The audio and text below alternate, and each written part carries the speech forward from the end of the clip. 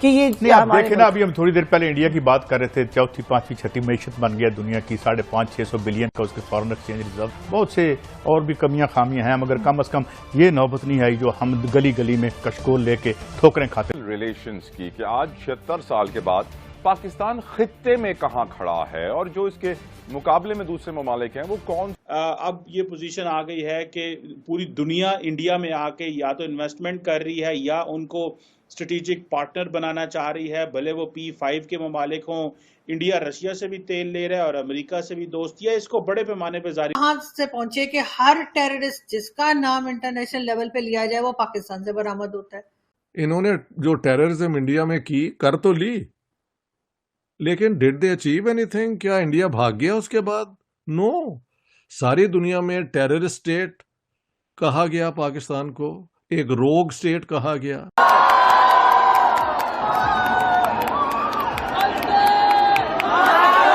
नहीं लहराया गया, इंडिया के झंडे वहाँ लहराए जाएंगे तो पाकिस्तान के बड़े बड़े जर्नैल जो हैं उनके लिए डूब मरने का मकाम होगा। ये आजादी चीज जो है वो मसला कश्मीर है।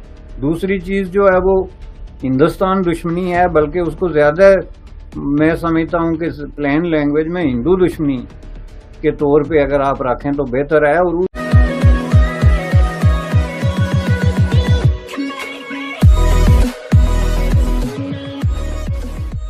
नमस्कार दोस्तों, अब यहाँ पर अलग अलग बात हो रही है, जैसे कि स्पेसिफिकली एक बात हो रही है कि भाई सारा का सारा इन्वेस्टमेंट जो पूरी दुनिया में हो रहा है उसमें से अच्छा खासा इन्वेस्टमेंट, मतलब ज्यादातर इन्वेस्टमेंट जो है वो इंडिया में आ रहा है।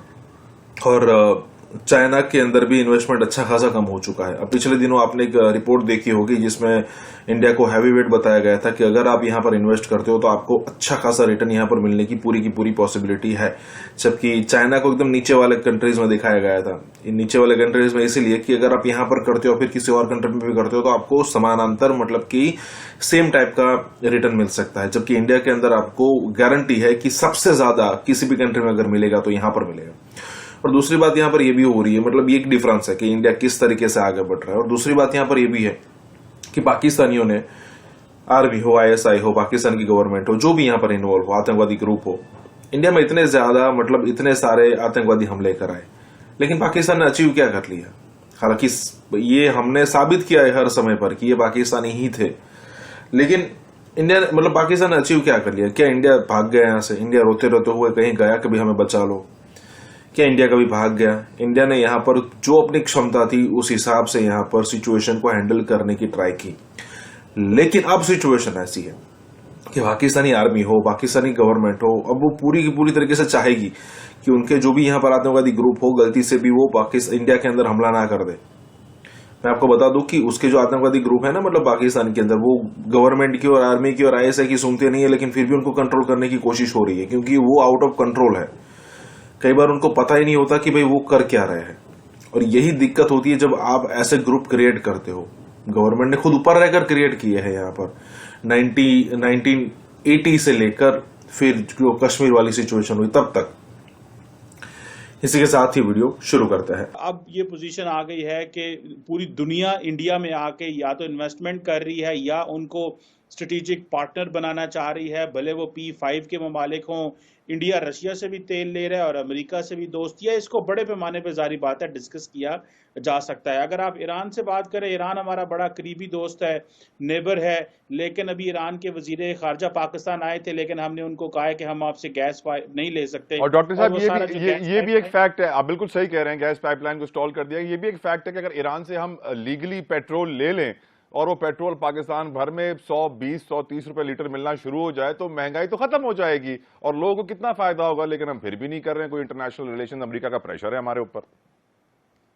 देखें, ये यहाँ पे लीडरशिप आती है कि देखें, आपने देखना यह है कि जब इंडिया ने रशिया से तेल लेना शुरू किया था, जो कि तकरीबन 40-42 अरब डॉलर का एक साल से ज्यादा वो तेल ले चुके हैं इंडिया, और उसको रिफाइन कर करके दोबारा बेच भी चुके हैं यूरोप और अमेरिका को, भारत जो है। और इंडिया ने सीधा सीधा अमेरिका के साथ टेबल पे कहा था कि मेरे मुल्क के जो लोगों की जो पर कैपिटा इनकम है वो $2000 है। आज पाकिस्तान में पर कैपिटा इनकम जो है वो तकरीबन 1300-1400 के डॉलर के करीब है। हम तो आबादी भी थोड़ी है इंडिया अभी लेकिन सर ये सपोर्ट क्यों करते हैं ये हर तरह के लोग, ये इनको हाफिज सईद और जो कोई होता है? ये इनको गलत फहमी थी कि हमने रूस को निकाला है अफगानिस्तान पे, और मैंने कहा ये अमेरिका ने निकाला है, तुमने अपने आप को बेचा अमेरिका के सामने और अपने लोगों को भेजा उस जिहाद में, और सारे पाकिस्तान में एक्सट्रीमिज्म की आइडियोलॉजी को तुमने हर घर के अंदर तुम ले आए हो। ये तो अमेरिका की जंग थी जो हमने लड़ी है पैसे के नाम पे। पाकिस्तान को तो कुछ नहीं मिला उसमें सिवाय एक्सट्रीमिज्म के। 80,000 पाकिस्तानी मारे गए हैं उस दौर में जो ये हुई है टेररिज्म। तालिबान ने कहां कहां नहीं हमले किए। वो तो मुशर्रफ पे 3 हमले हुए थे, कई उसके जनरल मारे गए, हेडक्वार्टर तक ये पहुंच गए थे एक्सट्रीमिस्ट। और ये हाफिज इदरीस, वो क्या है, हाफिज क्या नाम है यार, हाफिज सईद, और ये लोग they are who are they.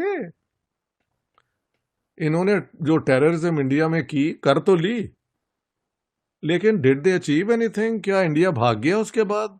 No. सारी दुनिया में टेररिस्ट स्टेट कहा गया पाकिस्तान को, एक रोग स्टेट कहा गया।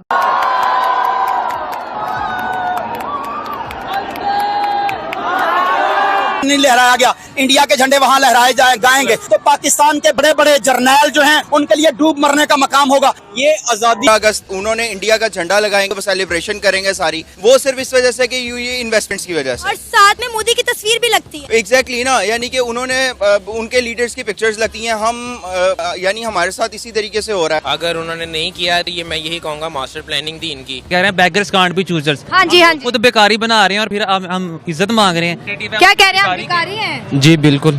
पाकिस्तानी अवाम कुछ नहीं करती, ये बेवकूफ अवाम है। यहाँ सियासतदान लूट के खा गए हैं, ये चुप बैठे हैं। इंडिया में 523 अरब डॉलर है उनके मुल्क में, और हमारे पास है 13 अरब डॉलर। ठीक है। ये एक इतना, ये अपने लोगों को बेवकूफ बना रहे हैं, क्योंकि वो जो हम बात करते हैं पाकिस्तान मिलिट्री की जो एग्जिस्टेंस है वो कुछ चीजों से मशरूत है। उसमें एक चीज जो है वो मसला कश्मीर है, दूसरी चीज जो है वो हिंदुस्तान दुश्मनी है, बल्कि उसको ज्यादा मैं समझता हूँ कि प्लेन लैंग्वेज में हिंदू दुश्मनी के तौर पे अगर आप रखें तो बेहतर है, और उसको फिर बड़े आसानी से वो हिंदुत्व में ट्रांसलेट करते हैं, क्योंकि वो जो है इस तरह के बिजली तो चाहिए। क्यों हम 76 सालों में अपने लिए अच्छी पॉलिसीज नहीं बना पाए चीमा साहब? देखिए, ये जारी बात है, लीडरशिप का क्वेश्चन है। अगर हमारे मुल्क में पॉलिटिकल स्टेबिलिटी रहे और अगर हमारे मुल्क में एक लीडर आए और उसकी कोई पॉलिसीज हों, वो 5 साल मुद्दत पूरी करे, वो फिर 5 साल मुद्दत पूरी करे। जिस तरह के आप इंडिया में देखें, कांग्रेस आती है तो वो उसने 10 साल 15 साल रूल किया, अभी बीजेपी रूल कर रही है, तो वो जैसी तैसी भी अपनी पॉलिसीज को इम्प्लीमेंट कर पाते हैं। पाकिस्तान में सियासी अफरा तफरी और पोलराइजेशन इतनी ज्यादा है कि जो सियासतदान आते हैं, जो पॉलिटिशियन आते हैं, वो सबसे पहले तो अपनी सीट के पीछे होते हैं कि हमारी सीट बची रहे।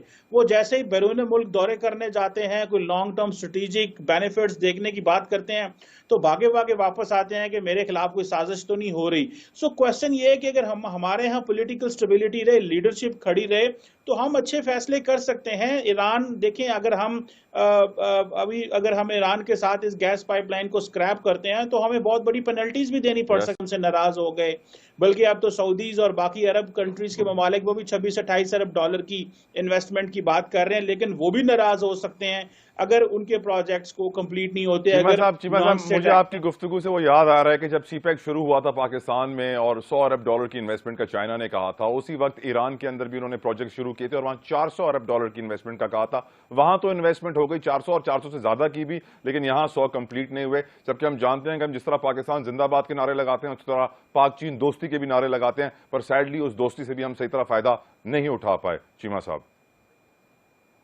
देखिए, ये जारी बात है, दोस्ती का इनिशियली तो हमने कहा जी 60-64 अरब डॉलर की इन्वेस्टमेंट है, किसी ने कहा 100 अरब डॉलर की इन्वेस्टमेंट है।